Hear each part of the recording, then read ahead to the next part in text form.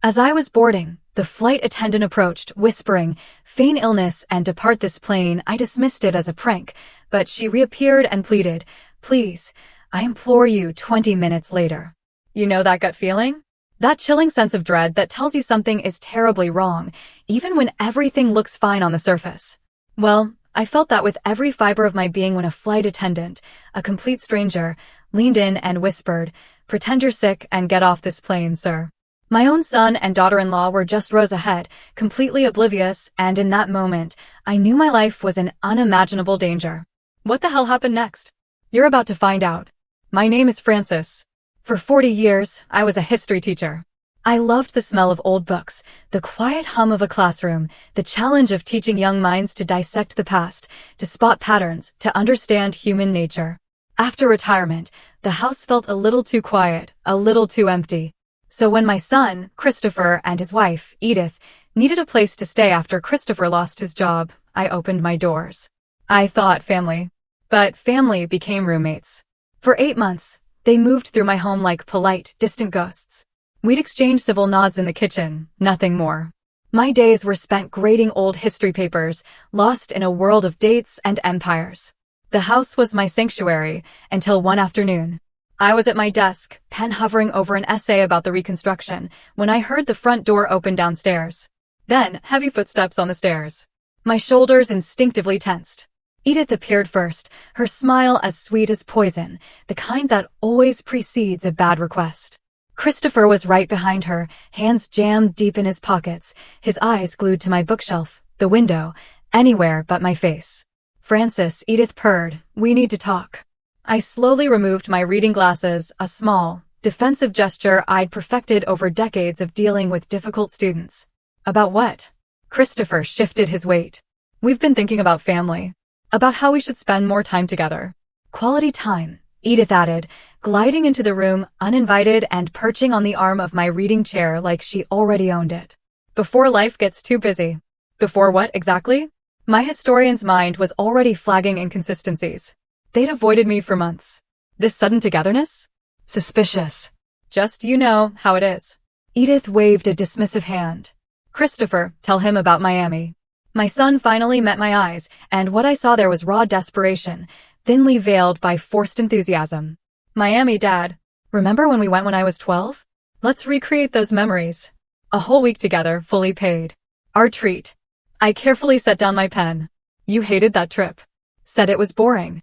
Wanted to come home early." Christopher's smile faltered. "I was a kid. I see things differently now." The silence stretched, thick and heavy. I studied them both. My son, who once brought me dandelions and called me his hero. And this woman, who'd somehow convinced him his own father was just an obstacle taking up space. When had the shift happened? Was it when he lost his job? When their debt started piling up? Or had it been a slow, insidious erosion of respect and love? When would this trip be?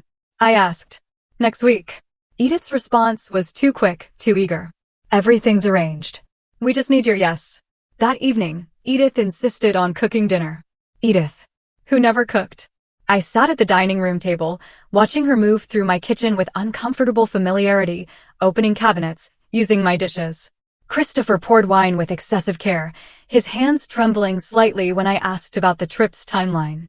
"So, this was planned without consulting me?" I accepted the glass, watching him over the rim. "We wanted it to be a surprise," Christopher said, too loudly. "A good surprise." Edith set a plate before me, her movements precise, almost clinical. She'd worked in medical administration for years, and that cold efficiency showed in everything she did. "Francis, your life insurance policy is quite substantial. 500,000, right? Very responsible planning on your part." My fork stopped halfway to my mouth. How did she know the amount? Christopher mentioned it once. She sat across from me, cutting her chicken into perfect, uniform pieces. Just conversation. I looked at my son. He was focused intently on his plate, refusing to meet my gaze. The mention of my insurance felt wrong. Wrong timing, wrong place in casual dinner talk. "I haven't been sleeping well lately," I said, testing them. "My heart feels strange sometimes." Fluttery. Christopher's eyes lit up for a split second before he caught himself. "You should see a doctor." "Have you seen a doctor?" "Christopher worries too much." Edith cut him off smoothly. "You look fine, Francis." Probably just stress. They locked eyes then, just for a moment, but I caught it. Something passed between them, unspoken and knowing. My chest tightened, but not from any heart condition. After dinner, while they retreated to their bedroom downstairs, I found printed flight confirmations on the table. Already booked. My ticket already purchased for next Tuesday. They'd been so certain I'd agree. So certain they'd made irreversible plans. I sat alone in my study long after midnight, holding an old photograph of Christopher at age 7, gap-toothed and grinning, hugging my neck like I was the safest place in the world. That boy had become this man downstairs, plotting something I couldn't quite name, but felt in my bones. 40 years teaching history had taught me one thing: people leave evidence, always. Patterns emerge. Motivations become clear when you step back and observe the whole picture. Not just isolated incidents, the sudden generosity, the insurance comment, those synchronized glances, the pre-purchase tickets. Morning came with pale light and the decision I'd already made in darkness. I would go to Miami. I would watch them. I would gather evidence the way I'd taught my students to examine primary sources, with skepticism and attention to detail. Christopher knocked on my door at 7, his smile too bright for the early hour. "So, Dad, Miami. What do you say?" "I'll go," I told him, watching his face. Relief flooded his features, followed by something else. Satisfaction. Anticipation. "Great. That's wonderful." He gripped the doorframe. "You won't regret it." Edith appeared behind him, her nod almost imperceptible. They'd won this round. Or so they thought. I spent that morning packing my suitcase with methodical care. Underwear, shirts, my medication bottles. I paused over those bottles, reading the labels as Edith's words echoed in my mind. Something about health. About my appearance. About not worrying. My hands moved almost on their own, placing the medications in my carry-on instead of the checked luggage.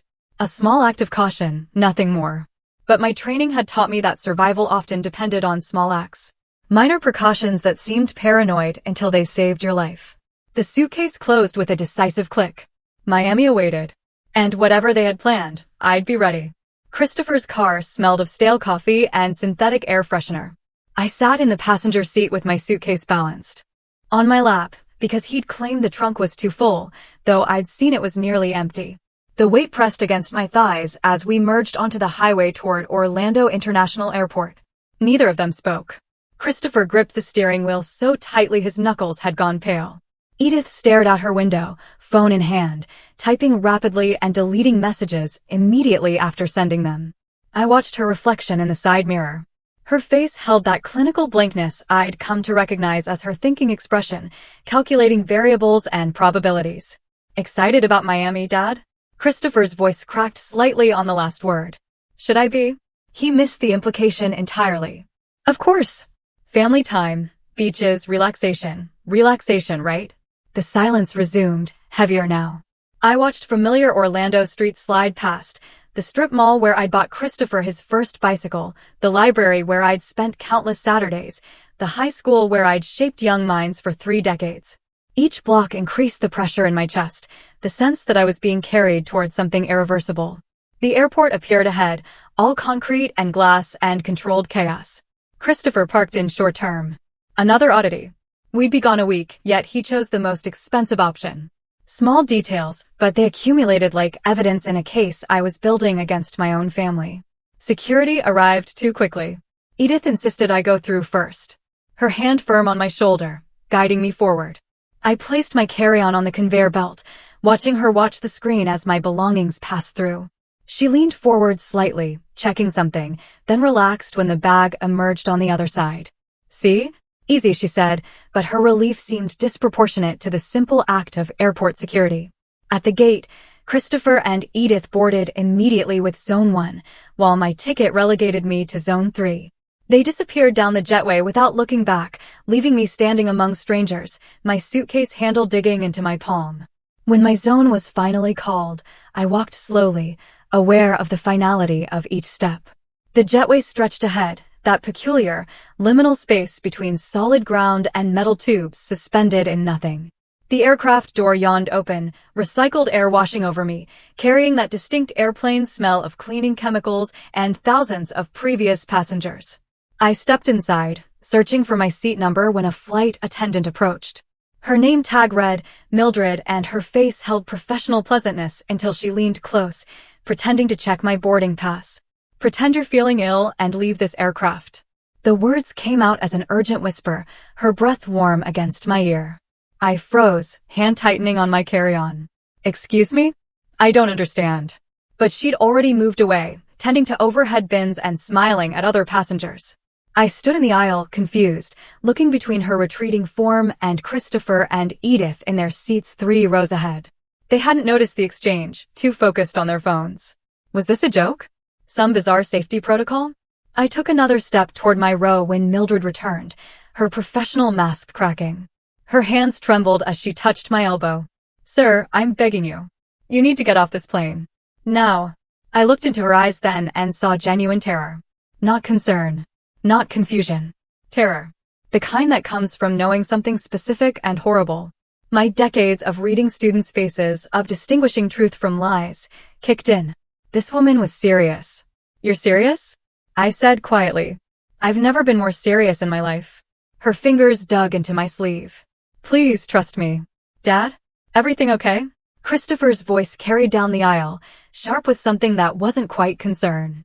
I made the decision in a heartbeat, operating on pure instinct. My hand moved to my chest, fingers splaying over my shirt. My chest." The words came out strangled, convincing because the fear was real, even if the symptom was manufactured. I stumbled, dropping to one knee in the narrow aisle.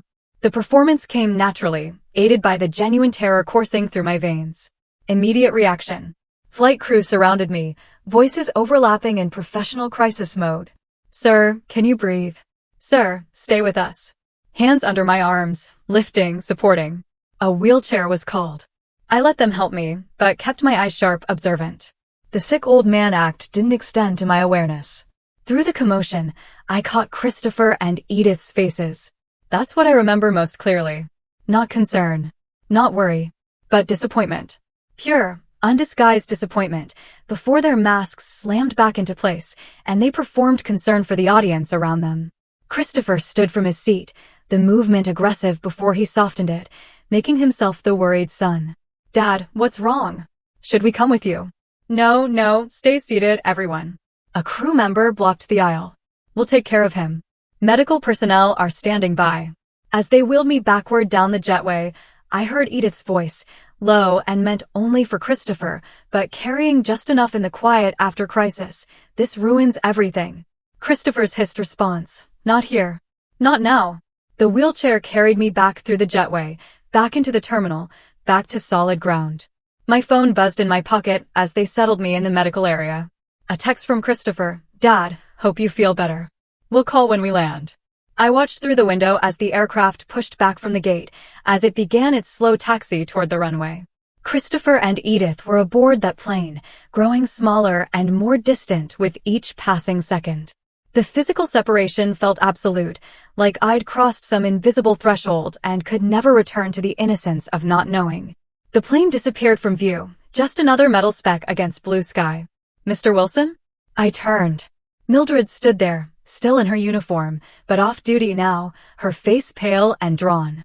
She glanced around the medical area, checking for listeners. "We need to talk," she said, her voice tight with urgency. "Somewhere private." Now. The medical room was small and windowless, fluorescent lights buzzing overhead with that persistent electrical hum that sets teeth on edge. A paramedic had just cleared me, vitals fine, probably anxiety, and left me alone on the examination table, paper crinkling beneath me every time I shifted. Through the narrow window in the door, I could see the tail of my flight disappearing into clouds, carrying my son and daughter-in-law toward Miami while I sat here in this sterile room, heart-pounding for reasons that had nothing to do with medical issues. My phone buzzed. Christopher's third text. "Dad, please respond. We're worried sick." I powered it off. The door opened. Mildred entered, still in her uniform, but her professional composure had cracked like old porcelain. She closed the door firmly, checked the hallway through the window once, then turned to face me. Her hands shook. "I need to show you something." Her voice trembled. "What I'm about to do could cost me my job, but I can't let this happen." I straightened on the table, paper rustling. "Show me." She pulled out her phone with fingers that couldn't quite stay steady, unlocked it, navigated to her video library. I recorded part of her phone. Call in the restroom before boarding. She paused, meeting my eyes. Your daughter-in-law's call. The phone screen showed a bathroom stall, mostly ceiling tiles and fluorescent lighting. The audio was muffled, but voices carried through the echo of tile and porcelain. Edith's voice, unmistakable in its clinical precision. The pills will dissolve quickly in his drink. He won't taste anything. A pause. Altitude makes heart attacks more plausible. Emergency at 30,000 feet. Medical response limited. Investigation harder. Another pause. 500,000. Christopher's nervous but committed. She laughed. Actually laughed. I watched the video once, twice, 3 times. Each viewing revealed new layers of horror. My daughter-in-law discussing my death like a business transaction, weighing logistics and timing, calculating profit margins on my life. Who is she talking to? My voice came out steadied, surprisingly so. I don't know. Mildred lowered the phone. But she mentioned the plan being in motion and Christopher being on board. Those were her exact words. I looked at her directly. Why did you do this? Risk your career for a stranger? Something flickered across her face. Old pain. Barely healed wounds. My father, 3 years ago, his nephew convinced him to change his will. Then he fell downstairs. They ruled it an accident. I couldn't prove anything. The regret has eaten at me ever since. When I heard that conversation, heard her plotting, I couldn't stay silent again. I'm sorry about your father. Don't be sorry. Her voice hardened. Stop them. I took her contact information in my small notebook, the one I always carried out of teacher habit. Precise, careful letters, even in crisis. Documentation instinct prevailed. We exchanged phone numbers. She promised to preserve the recording. Understood it might become legal evidence. We shook hands. Her grip was firm despite the trembling, and she left to catch her next flight rotation. The taxi ride home took 40 minutes through Orlando's suburbs, past strip malls and chain restaurants and residential developments that all looked identical. The driver tried making conversation. Mr. Flight? No. I stared out the window. I caught something more important. He fell silent, confused, sensing I didn't want to elaborate. My house appeared ahead. 2-story colonial with the garden I'd maintained for 30 years. Christopher's car wasn't in the driveway. They were in Miami, wondering why their plan had failed. Scrambling to adjust. I paid the driver, walked up the path, unlocked my own front door. The house felt different now. Violated. Knowing what had been plotted within these walls, discussed at my own dining table, planned in bedrooms down the hall. I set my carry-on by the stairs and went straight to my study. The filing cabinet held decades of documentation, insurance policies, bank statements, legal papers, property deeds. I spread everything across the dining room table, creating a systematic layout, chronological order, categorized by type. Teacher's methodology applied to my own survival. Hours passed. The light outside faded to dusk, then darkness. I put on my reading glasses, examined each document under good lighting, looking for inconsistencies, signs of tampering, evidence of the conspiracy Mildred had exposed. I found it. The life insurance beneficiary form, dated 6 months ago, changing the primary beneficiary from my niece in Atlanta to Christopher Wilson. The signature at the bottom attempted to mimic my handwriting, but failed. The capital F in Francis was wrong, too elaborate. I never made that flourish. I photographed the document with my phone. Evidence preservation. More digging revealed additional horrors. Bank account statements showing transfers I'd never authorized. $38,000 over 6 months, siphoned in amounts small enough to escape casual notice. A power of attorney document granting Christopher financial authority. Signed with my forged name. Medical records I'd never seen, documenting cognitive decline I'd never experienced. They'd been building a paper trail of my incompetence while I taught night classes at the community center, graded papers, lived my normal life. Creating the fiction of a failing mind to justify their control, to explain away my death as a natural consequence of deteriorating health. Evidence. Timeline. Motive. Method. I spoke aloud to the empty room, old teaching habit resurfacing. They planned this for months. Months. Living in my house, eating my food, plotting my murder. I held up the forged power of attorney, staring at the signature that wasn't mine. This wasn't impulsive. This was systematic. Planned. Sophisticated. They'd researched. Prepared. Established legal groundwork for theft and murder, both. The documents remained spread across my dining table. I didn't clean them up, couldn't. They represented physical proof of betrayal, tangible evidence of how thoroughly I'd been deceived. I sat in my reading chair as midnight approached, the house silent around me. My son was in Miami, probably reassuring Edith that they'd find another opportunity, another method. They didn't know I had the recording. Didn't know I'd found their forged documents. Didn't know the prey had become aware of the hunters. My hands rested on the chair arms, steady now. The shock had burned away, replaced by something colder, more focused. They didn't just try to kill me. They'd been stealing my life, piece by piece, for months. Erasing my autonomy. Building toward my eradication. Time to take it back. 3 days had passed since I discovered the forged documents. 3 days of avoiding Christopher and Edith's concerned questions, deflecting their attention with vague mentions of stomach trouble from the airport incident. 3 days of research, reading attorney reviews, making discreet calls, organizing evidence into color-coded folders that now sat on my desk in neat stacks. Nicholas Clark arrived precisely at 2 o'clock as scheduled. Mid-50s, gray threading through his dark hair, expensive briefcase that spoke of successful practice. A state law specialist with 20 years' experience. His handshake was firm, his eyes sharp and assessing. "Mr. Wilson, thank you for trusting me with this." He settled into the chair across from my desk, opened his briefcase, pulled out a laptop and legal pad. "Walk me through what you found." I slid the first folder across the desk. Blue tab, financial documents. Nicholas's professional composure held through the first few pages, then began cracking as the scope revealed itself. Forged signatures. Altered beneficiaries. Fraudulent power of attorney. His fingers moved faster, flipping pages, cross-referencing dates, building a timeline. "When did you last review these documents personally?" His pen hovered over the legal pad. "The insurance policy?" 5 years ago, when I retired from teaching. "And you never authorized any beneficiary changes?" "Never." My voice was steady, firm. "That policy was meant for my niece in Atlanta. She put herself through nursing school. I wanted her to have something." Nicholas made notes, his writing quick and precise. "Your daughter-in-law, Edith Wilson. What's her professional background?" "Medical administrator, Silver Palms Medical Center. Administrative access to patient records, document templates, physicians' signature stamps." Understanding dawned in his eyes. "She created your medical history. Made you incompetent on paper. While I was teaching. Night classes at the community center twice a week," I added, almost smiling at the irony. "Lecturing on civil rights history while being declared cognitively declined in fraudulent medical reports." Nicholas opened his laptop, began running forensic accounting software on my bank records. I'd provided account access authorization earlier. Red flags appeared immediately on the screen, highlighted in crimson. Unauthorized transfers. Signature discrepancies. Pattern matching typical fraud indicators. His expression grew grimmer with each discovery. $38,000 over 6 months, he said quietly. Systematic theft. Small amounts initially, then growing bolder. Classic embezzlement pattern. I reached into my desk drawer, pulled out Christopher's laptop. He left this in his room.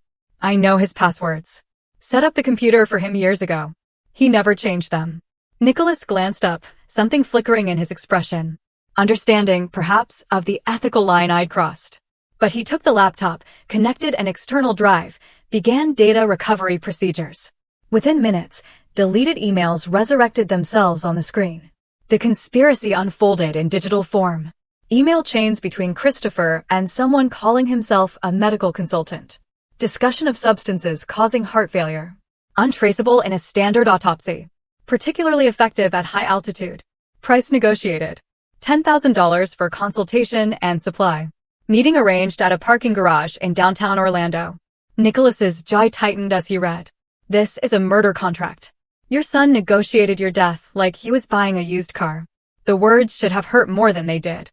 But I'd burned through pain during those 3 days of documentation. Reached a colder place, beyond conventional grief. "Keep reading," I said. "There's more." He found the draft while on Christopher's desktop. Everything left to Christopher and Edith Wilson. My signature forged at the bottom. Dated 2 weeks ago. They'd planned to discover it after my death. Presented to probate court. Claim I'd changed my mind about my niece. Nicholas leaned back, removed his glasses, rubbed his eyes. When he looked at me again, his professional mask had dropped entirely. "Francis, may I call you Francis?" I nodded. "This goes beyond estate fraud. This is conspiracy to commit murder, forgery, elder abuse, financial exploitation. Criminal charges, not just civil recovery. He paused. We need to decide. Bring in the police now or build an ironclad case first. My phone buzzed on the desk between us. Christopher's text lit up the screen. Dad, where are you? We need to talk about your health. Nicholas glanced at the phone, then at me. Understanding passed between us wordlessly. The manipulation continued. Even now, pressure applied to keep me confused and compliant. Build the case first, I said. Make it undeniable. Then we strike. He nodded slowly, respect evident in his expression. You've thought about this. I taught strategy through history for 40 years. Sun Tzu, Machiavelli, Napoleon. I learned from the best. I met his eyes. Know your enemy. Choose your battlefield. They're going to realize you know, Nicholas warned. When I file protective orders, block accounts, revoke fraudulent documents, they'll know. Good. My hands rested flat on the desk, steady and calm. Let them panic. Panicked people make mistakes. A slight smile crossed his face. All right then. Here's what we do.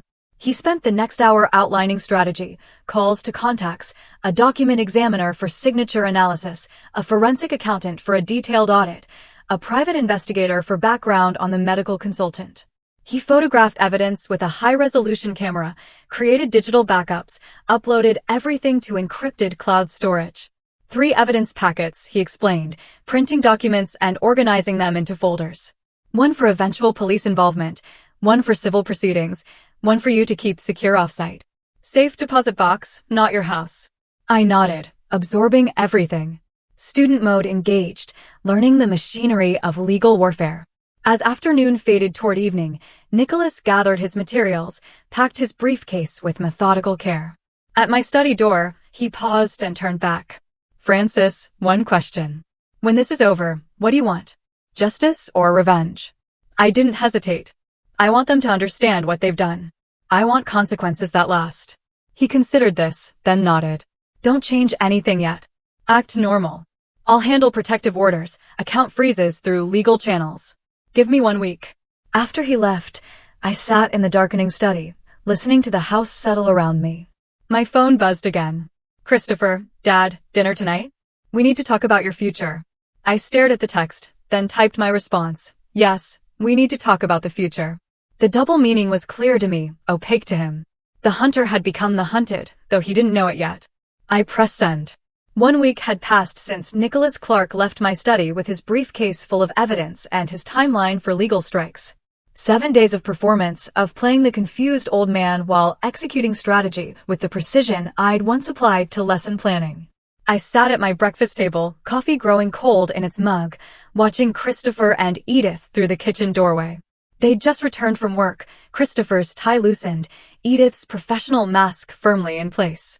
Neither of them knew that while I'd shuffled around the house asking which pills to take and where I'd left my reading glasses, I'd been methodically destroying the foundation of their conspiracy. Dad, Christopher appeared in the doorway. You okay? You've been staring at that coffee for 10 minutes. I blinked slowly, perfecting the vacant look. Have I? I was just thinking about something. What was I thinking about? I shook my head, confused. It's gone now. The glance they exchanged was triumphant. I watched it happen. Watched them see what they wanted to see. Deterioration, decline, the mental incompetence their forged documents claimed. What they didn't see was the security camera above the refrigerator, recording every micro-expression, every satisfied smirk. The cameras had been installed 3 days ago, 12 of them throughout the house. I'd called a legitimate security company, explained I'd been forgetting to lock doors and worried about break-ins. Christopher and Edith had approved enthusiastically. For your safety, Dad, Christopher had said. That's really smart thinking. They hadn't examined the specifications closely. Hadn't realized the cameras recorded audio. Hadn't understood that every private conversation, every whispered plan, every moment they thought themselves alone was being captured and uploaded to cloud storage that only I could access. 24/7 recording, sir. Complete coverage. The technician had been thorough. Even sound. I'd repeated, playing up the elderly confusion. Audio on all cameras, yes, sir. Crystal clear. Christopher had interjected then, concern crossing his face. Dad, isn't that expensive? My safety is worth it. I'd waved dismissively. I've been so forgetful lately. Can't be too careful. That night, I'd added my own enhancement, a small audio recorder tucked into the heating vent above the dining room. The same spot where I'd once caught students cheating during exams, placing a microphone to record their whispered answers. Old teacher trick. New application. The recorder had paid dividends immediately. Christopher and Edith had their most candid conversations late at night in that room, believing themselves private. I'd listened through my headphones, documenting everything. The plane was supposed to work. Edith had hissed 2 nights ago, frustration cutting through her usual control. Now we're back to square one. You said the pills were undetectable. Christopher had shot back. I said a lot of things. Now we need plan B, the incompetency route. What if he resists? He won't. Look at him lately. He's already halfway there. I'd recorded it all. My face expressionless in the darkness of my room above them. Evidence accumulating, digital and damning. But the most dangerous work happened in the deep hours when Christopher slept. His laptop lived on his desk, often left open or barely closed. I'd learned enough from teaching digital literacy classes to navigate file systems, copy drives, recover deleted data. The external hard drive I'd purchased stayed hidden in my study, filling with evidence each night I dared to enter his room. The close call had come 2 nights ago. Progress bar at 88%. My fingers hovering over the disconnect button when I'd heard footsteps in the hallway. I'd yanked the drive free, pocketed it, slipped through the bathroom that connected Christopher's room to the main hallway. My heart had hammered against my ribs, but my hands had remained steady. Decades of maintaining composure in front of challenging students had trained me well. Nicholas and I had met that afternoon in his office, reviewing the copied files, email chains about obtaining substances, browser history researching untraceable poisons, spreadsheet calculations of my net worth, insurance payouts, asset liquidation timelines. Premeditation, Nicholas had said, his voice flat with professional assessment. Not impulsive acts. Systematic planning over months. Good, I'd replied. I want them to understand this isn't simple fraud. This is attempted murder. The legal machinery had already begun moving. Nicholas had filed protective orders, account freezes, power of attorney revocations, all with carefully delayed notification dates. Christopher and Edith wouldn't discover the blocks until they next attempted transfers. They won't know until they try to access funds, Nicholas had explained. Then panic. Panicked people make exploitable mistakes. Yesterday, I'd completed the most important task, creating a legitimate new will. Florence Harris, the notary, had been thorough to the point of redundancy. She'd read the entire document aloud, confirmed I understood each provision, recorded a video statement of my intentions. Your son won't inherit, she'd asked directly, her experienced eyes searching my face. My son plotted to murder me for inheritance, I'd replied, clear-eyed and certain. He'll get exactly what he deserves. Nothing. Everything goes to the Educational Futures Foundation. Scholarships for students who actually value education. She'd nodded, adding extra documentation layers, fingerprints, capacity assessment, multiple witnesses. I've seen this pattern before, she'd said quietly. Family members who see elderly relatives as obstacles rather than people.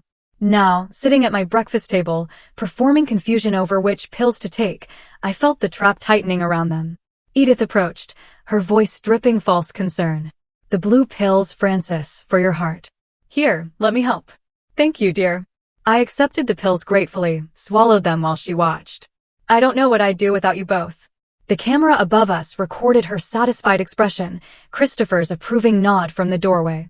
Evidence of their performance. Their manipulation. Their growing confidence that I was exactly as incompetent as their fraudulent documents claimed. That evening, Nicholas had handed me a burner phone in a parking garage. Neutral location, no cameras, no witnesses. If emergency, he'd said, if they escalate to physical danger, call this number. Police are briefed, ready to respond immediately. I'd pocketed it, hoping I wouldn't need it, knowing I might. Late that night, I sat in my study, reviewing footage from the day's cameras. On screen, Christopher and Edith in the living room, their voices clear through the audio feed. We need power of attorney for his medical decisions, Edith was saying. Find a doctor who'll declare him incompetent. Then we control everything, finances, healthcare, end-of-life decisions. Christopher's face showed no remorse, only calculation. My son had become someone I didn't recognize, or perhaps someone I'd refused to see clearly until survival demanded honest vision. I closed the laptop, picked up my phone, dialed Nicholas's number. They're accelerating, I said when he answered. Moving toward forced incompetency evaluation. We need to trigger the account freeze now. Agreed, Nicholas replied. I'll activate tomorrow morning. Be ready for their reaction. After hanging up, I opened my old teaching journal, leather-bound pages, filled with decades of classroom observations and educational philosophy. I wrote carefully, lesson for today, Sun Tzu was right. The supreme art of war is to subdue the enemy without fighting. But sometimes, you must let them destroy themselves. Tomorrow, they discover what happens when you underestimate the teacher. I closed the journal and went to bed, sleeping soundly for the first time in weeks. Morning arrived with pale sunlight and the sound of Christopher's computer chiming upstairs. Incoming email. I sat at the breakfast table, newspapers spread before me like a prop, listening intently to the house. Sounds I'd learned over 40 years of living here. Footsteps rapid. Christopher's voice, sharp with alarm. Edith, get up here. Now. I sipped my coffee slowly, counting to 60 in my head. Teacher habit, wait before reacting. Let the situation develop. Upstairs, urgent voices overlapped. Words indistinct, but the tone unmistakable. Panic. At 60, I called up the stairs. Everything all right? Silence. Then Christopher's forced calm. Fine, Dad. Just work stuff. The lie was obvious to everyone. I returned to my newspaper, not reading, just waiting. Throughout the morning, Christopher attempted to access accounts from his home computer. I observed from the hallway unnoticed. Phone camera recording as error messages multiplied on his screen. Access denied. Account locked. Please visit branch in person. His fingers trembled on the keyboard, trying different passwords, different access routes. Each attempt failed. Edith watched over his shoulder, her jaw tight. Call the bank. He did.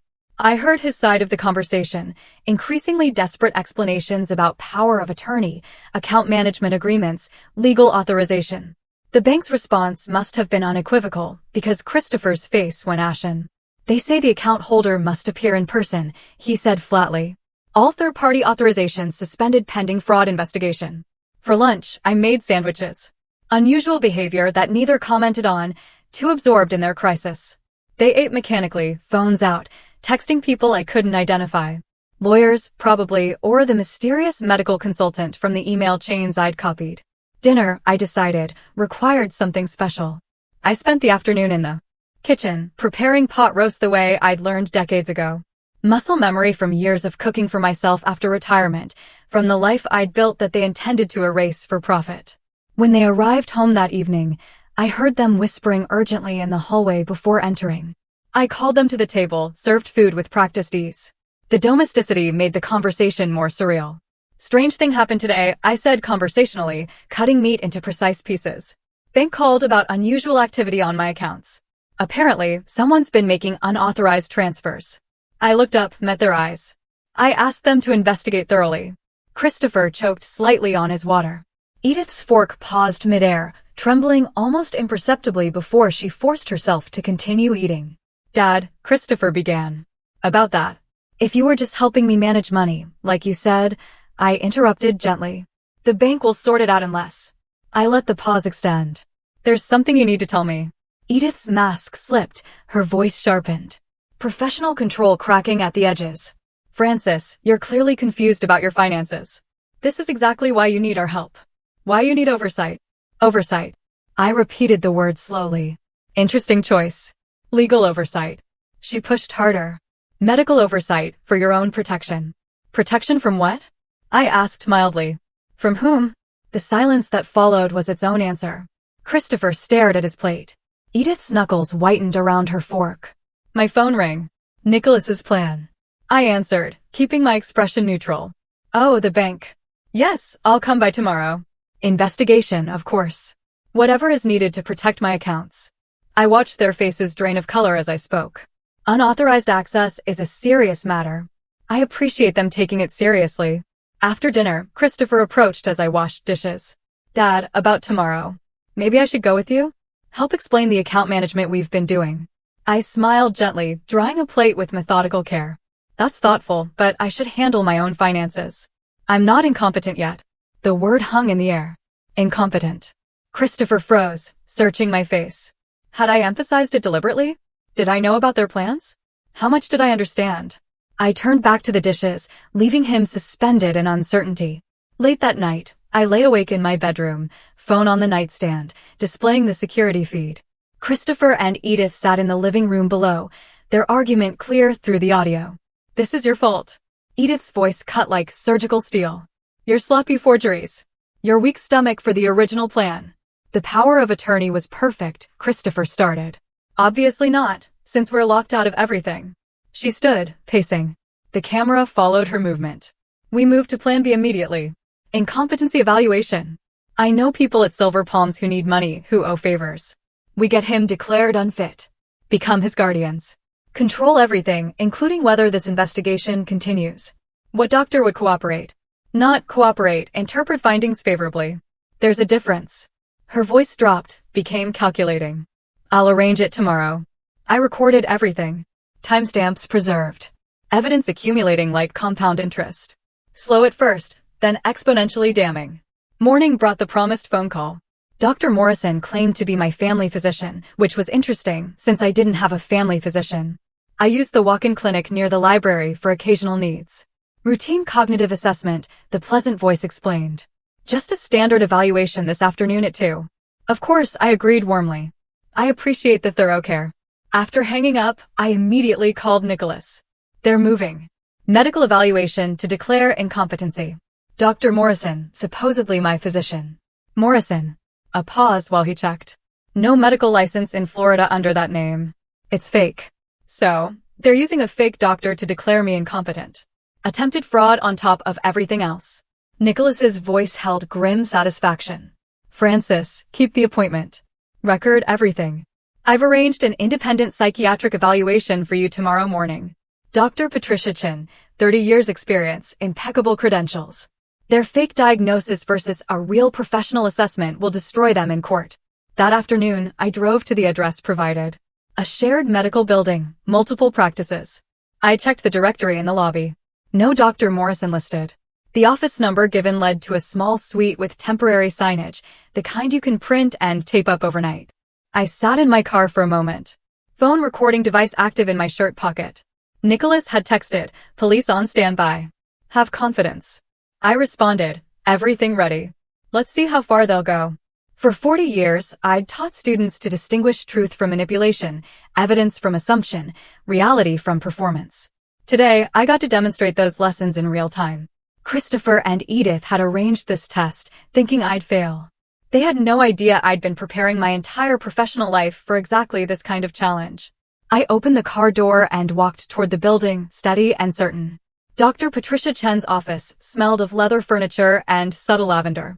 I sat across from her, completing the final cognitive assessment. Pattern recognition puzzles that would have challenged my students. Memory questions I answered with dates and details. Executive function tests I navigated systematically. Her sharp eyes watched everything. 3 decades of forensic psychiatry evident in how she observed not just answers, but approach, methodology, reasoning. Fully competent, she said finally, setting down her pen. No cognitive decline. Analytical skills above age group average. No indicators of paranoia or delusion. Frankly, Mr. Wilson, your mental acuity rivals people half your age. I thanked her, accepted the preliminary documentation, and drove home satisfied. The fake Dr. Morrison appointment from yesterday had been exactly what I'd expected.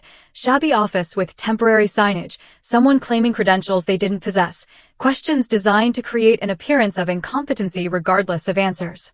I'd recorded everything. Now I had the contrast, fraudulent evaluation versus legitimate professional assessment. But as I pulled into my driveway, satisfaction evaporated. Christopher's car blocked the entrance. My son stood on the porch, envelope in hand, his face set with the desperate determination I recognized from students who'd cheated and been caught, but were trying one final bluff. He approached my car window before I could exit. His hand shook slightly as he thrust the envelope forward. "Dad, this is for your own good. You're not well. We need to protect you." I took the papers, read them thoroughly. Petition for guardianship due to incapacity. The allegations were detailed and damning.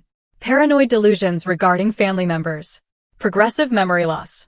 Financial incompetence. Danger to self due to unstable behavior. Supporting documentation attached. Sworn statements from witnesses. Medical reports. Incident logs. I read every word while Christopher shifted his weight, unable to meet my eyes. Whose safety? Wilson opened door at 2:17 p.m. served papers. She read first page, face drained of color. Quote, "This can't be. He didn't. How did subject called for Christopher Wilson?" Quote from Edith Wilson, "You said he was too old to figure it out. You promised." She stopped speaking when she noticed me. That evening, my security cameras captured their panic. Christopher at his computer, frantically deleting files, emptying recycle bins, attempting hard drive wipes. Edith shredding documents until the machine overheated and jammed. She kicked it, then continued tearing papers manually. Nicholas had remote access to the camera feeds. I'd granted him viewing rights weeks ago. He called me, grim satisfaction in his voice. "They're destroying evidence. Every deletion is another charge. Obstruction of justice, consciousness of guilt. They're creating new crimes trying to hide old ones. Are you documenting everything?" I asked. "Every frame, timestamped, backed up to encrypted servers. Even if they destroy every physical piece, we have a digital archive that's untouchable." The next morning, their attorney requested an emergency meeting with Nicholas. The settlement offer came quickly. Christopher and Edith would return the $38,000, vacate the property immediately, relinquish all inheritance claims, except a permanent restraining order. In exchange, I'd drop criminal charges. Nicholas brought the offer to my house. We sat in the dining room where this had all begun, where I'd first spread evidence and understood the scope of betrayal. I read the settlement terms slowly, then looked at Nicholas. They want to walk away, pay back stolen money, promise to behave, and face no consequences for trying to kill me.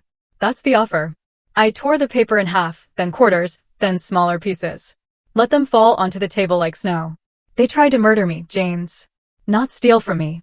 Murder me. Edith researched undetectable poisons. Christopher negotiated my death price. They planned it for months while living in my house, eating my food, pretending concern. Trial is unpredictable. I taught for 40 years. Students who cheated, who lied, who thought they were clever. They never learned from easy forgiveness. Only consequences taught real lessons. I met his eyes. Christopher and Edith need that lesson. Schedule trial. Public trial. I want a jury verdict.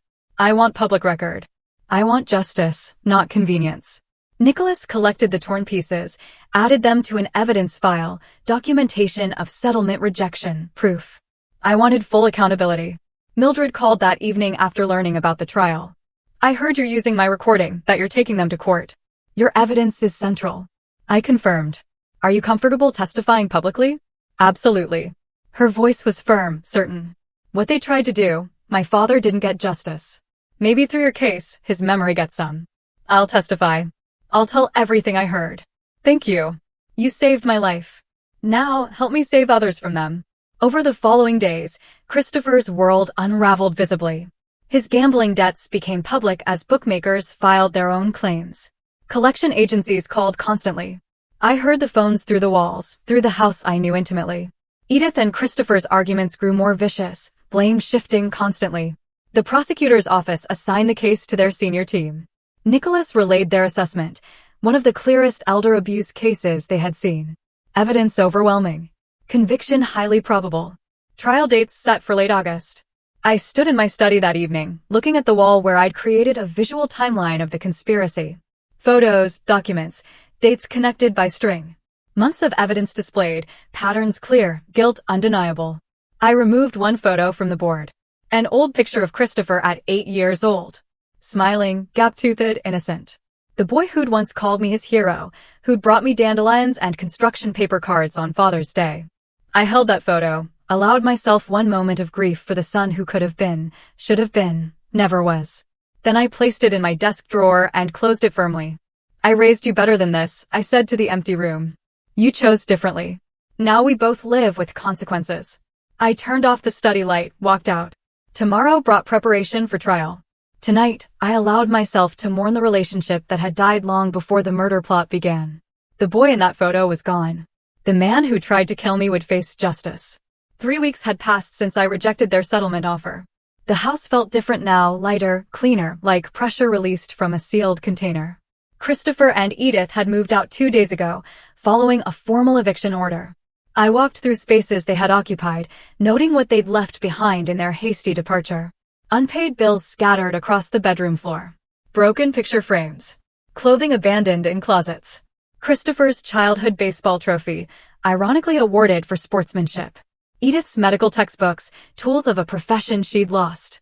Their wedding album, documenting a union now fracturing. I photographed everything. Not vindicatively, just documentarily. Teacher's instinct, preserve records. Maintain evidence. My phone buzzed. Nicholas. Christopher's car was repossessed this morning. Bookmakers are filing liens. Their apartment lease required 3 months upfront. They borrowed from Edith's sister. Everything's collapsing. I read the message twice. Felt no satisfaction. Just the inevitable progression of consequences. The gambling debts, now public through court filings, had triggered aggressive collection. Bookmakers discovered Christopher wouldn't inherit my estate. My new will, filed publicly, showed charitable donation instead. They escalated, threatening calls, workplace visits, public confrontations. $18,000 still owed on the repossessed car. Credit cards maxed, bank accounts garnished. Christopher tried borrowing from friends, family, anyone. Most refused, having learned the truth. His desperation became neighborhood gossip. Edith's professional destruction paralleled their financial ruin. Silver Palm's Medical Center's investigation revealed her data breaches, accessing patient records without authorization, creating false medical documents, sharing confidential information. The Florida Medical Board opened a disciplinary case. The clinic terminated her employment immediately, flagged her credentials. Future healthcare employment virtually impossible. 15 years of career building ended in a 15-minute meeting. A security escort walked her out. Confiscated badge and keys. Former colleagues watched, whispered. She drove to their apartment, sat in the car for an hour before facing Christopher. Their new apartment was in a declining neighborhood. All they could afford now. The contrast with my comfortable home became a daily reminder of their choices. Through thin walls, neighbors heard their arguments escalate. This is your fault. Edith's voice carried through the walls late one night. Your gambling, your debts, your weakness. My weakness? You wanted him dead. I wanted money. You wanted murder. And now we have nothing. No money, no house, no future. We have each other. Edith spat a laugh. That's the worst part. Neighbors documented these fights, discussed them next morning. News spread. Community judgment was harsh and complete. One afternoon, Edith's sister arrived at Nicholas's office, looking mortified. I was there, reviewing final trial preparations. They asked me to bring this. She handed over an envelope like it burned her fingers. I told them it was pointless, but their family. Read it for me, I said. She opened it reluctantly. We offer $100,000 in exchange for dropping all charges. We acknowledge mistakes and seek resolution. Mistakes. I repeated the word slowly. They call attempted murder mistakes. Her voice dropped to almost a whisper. I don't recognize my sister anymore. I pulled out a pen, wrote directly on their offer. A single sentence in my teacher-perfect handwriting. Justice is not for sale. See you in court. I handed it back unsigned. They won't accept this, she said. They'll be devastated. Good. They should be. Devastation is an appropriate response to attempted murder and betrayal. I met her eyes. Tell them the only settlement I'll accept is the one the judge pronounces. Over the following days, former neighbors who'd initially testified for Christopher, the 3 who'd accepted payment, contacted Nicholas, requesting to change testimony. They'd learned the full truth. Felt manipulated. Wanted to correct the record. I watched these meetings, saw their shame, offered no comfort, but accepted their truth. Justice required accurate testimony, not punishing confused witnesses. One recanting witness, an elderly man who'd taken $500, looked directly at me. Christopher said you'd approved everything, that signatures were just formalities. I needed the money. My rent was late. But then I learned what they really tried to do. Murder isn't helping with paperwork. Then tell the truth, I said. Completely. That's all I ask. The trial date approached. Christopher's employer, after workplace collection visits, put him on probation. Edith's medical board hearing was scheduled for September. Professional license revocation likely. Their marriage was a toxic waste, corrosive to everything it touched. I stood in my bedroom one evening, looking at the calendar. Trial dates circled in red. 3 days away. I'd laid out my courtroom clothing, a crisp suit, conservative tie, polished shoes. Teacher preparing for an important lecture. The phone rang. Nicholas. Final witness prep tomorrow morning. Then we're ready. I'll be there, I confirmed. After hanging up, I looked around my quiet house. For the first time in months, I felt peaceful. Not happy. Peace and happiness are different things. But calm. Certain. Justice delayed is not justice denied. I took out the old photo of young Christopher from my desk drawer, the one I'd put away weeks ago, looked at it one final time, the innocent child who became the guilty adult. I wrote on the back, I gave you everything. You chose this path. I choose justice. I placed it in an envelope, sealed it, addressed it to Christopher for delivery after trial. Not cruel, just honest. A final communication between father and son. Then I went to bed, slept soundly for the first time in months. Preparation complete. Tomorrow, consequences arrive. The morning of trial arrived with sunrise just beginning to paint Orlando's sky. I woke early, dressed carefully in the suit I'd laid out the previous night. Tie knotted precisely. Muscle memory from 40 years of professional dressing. Shoes polished until they reflected light. Breakfast was simple, coffee, toast. Routine maintained despite the day's significance. I reviewed nothing. Preparation was complete. Evidence memorized. Testimony ready. Nicholas picked me up at 8. We drove to the courthouse in comfortable silence. Professionals prepared for performance. I watched morning traffic. Ordinary people beginning ordinary days. Mine would be anything but ordinary, but necessary. Justice requires witnesses. Requires public record. Requires official pronouncement. The courtroom filled quickly. Media present. The case had attracted attention. Christopher and Edith sat with their attorney, looking diminished. Defeated before a verdict was announced. I sat behind the prosecution table. Posture straight, calm. The judge entered. Everyone rose. The prosecutor's opening statement outlined the conspiracy clearly. Evidence will show defendants plotted to murder Francis Wilson for insurance money. They researched methods, obtained substances, created false documents, manipulated medical systems. Only intervention by an alert flight attendant prevented this murder. The defense offered weak arguments about family misunderstandings and poor communication. The jury's attention remained on the prosecution. Evidence presentation was systematic and devastating. Mildred's video played on courtroom screens. Her recording filled the room. Edith's voice unmistakable. Pills in his drink. Heart attack at altitude. 500,000. Christopher flinched hearing it. Edith stared straight ahead, jaw clenched. Mildred took the stand, voice shaking initially but strengthening as she testified. I heard her clearly. She talked about a heart attack, about altitude making it believable. She mentioned insurance money. I recorded it because I knew I had to have proof. Defense attempted cross-examination. Isn't it true you were in financial distress yourself? Mildred's response was firm. I didn't misinterpret murder. My financial situation is exactly why I understand desperation, but I didn't let it make me a killer. The forensic document examiner confirmed signature forgeries. Bank representatives detailed unauthorized transfers totaling $38,000. Dr. Patricia Chen testified to my full mental competency, destroying the incompetency claims entirely. Email evidence showed correspondence with a medical consultant about lethal substances. Each piece built an irrefutable case. Then I took the stand. Oath administered. I settled into the witness chair. 40 years teaching had prepared me for public speaking, managing attention, delivering information clearly. When did you first suspect something was wrong? The prosecutor asked. The invitation to Miami was unusual. Their sudden attention after months of distance. Small things that pattern recognition tells you matter.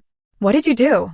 What I taught students for 40 years. Gather evidence, document everything, verify sources, build a comprehensive case before drawing conclusions. I applied academic rigor to my own survival. Defense attorney's cross-examination was brief, ineffective. My credibility was unshakable. Facts verified by overwhelming evidence. The jury deliberated less than 2 hours. When they returned, the foreman stood. On count 1, conspiracy to commit murder. Guilty. Count 2, fraud. Guilty. Count 3, forgery. Guilty. Down the list. Each guilty hit Christopher and Edith visibly. Edith's composure finally cracked. A single tear quickly wiped away.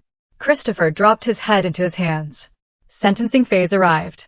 The judge asked if I wished to make a victim impact statement. I stood, faced Christopher and Edith directly. You lived in my house. I provided for you. I trusted you. You responded by plotting my death. I don't hate you. I pity you. You destroyed your lives for money you'll never see. That's justice enough. I sat. The judge nodded. Appreciation for brevity and dignity. Sentences. Christopher received 3 years probation with strict conditions. Edith 5 years, longer due to professional credential abuse. Both ordered to repay the $38,000 in stolen funds, plus $50,000 in punitive damages. Permanent restraining order. All inheritance rights permanently revoked. Criminal records permanent. The judge's statement was clear. This case represents a calculated, systematic betrayal of familial trust. Your victim's mercy in requesting probation rather than imprisonment is more than you deserve. Court adjourned. Outside on the courthouse steps, media waited. I gave a brief statement. Justice has been served. I hope this case reminds families that trust is sacred and betrayal carries consequences. I declined further questions, walked toward the parking garage, saw Christopher one final time, exiting through a side door, head down, avoiding cameras. Our eyes met briefly. He looked away first.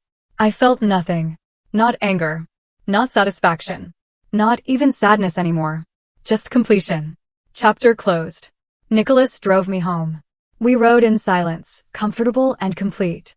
As we pulled into my driveway, he extended his hand. You did good, Francis. Real good. We did, I corrected. Thank you. Inside my house, I stood in the quiet hallway. The house was mine again. Legally, physically, emotionally.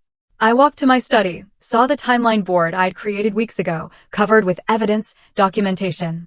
Carefully, methodically, I began taking it down. Each photo, each document removed and filed. The conspiracy existed. Justice was delivered. But I wouldn't live surrounded by reminders of betrayal. I placed all documentation in a banker's box, labeled it, Christopher Case Closed. August 2025. Stored it in the closet. Not forgotten, but archived. Then I sat at my desk, opened my laptop, composed an email to the local high school principal. I'm a retired history teacher with 40 years experience. I'd like to volunteer, teaching 2 afternoons weekly, no compensation needed. I have stories worth telling, lessons worth sharing. Students should know that knowledge protects, documentation matters, and justice, though slow, arrives for those patient enough to pursue it properly. I hit send, closed the laptop, looked around my study, the books I'd collected, the papers I'd graded, the life I'd built, everything intact, despite Christopher and Edith's attempts to destroy it. I smiled slightly. My first genuine smile in months. Not because I was happy. Happiness would take time. But because I was free. Justice delivered. Conscience clear. Future unwritten. Tomorrow, I would begin again. The past was archived where it belonged. Today, I was just a teacher with lessons to share and a life to live. That was enough. That was everything. So, tell me, if you were in my shoes, after discovering such a deep betrayal, how would you have handled it? What would have been your first move? I'm genuinely curious to hear your thoughts.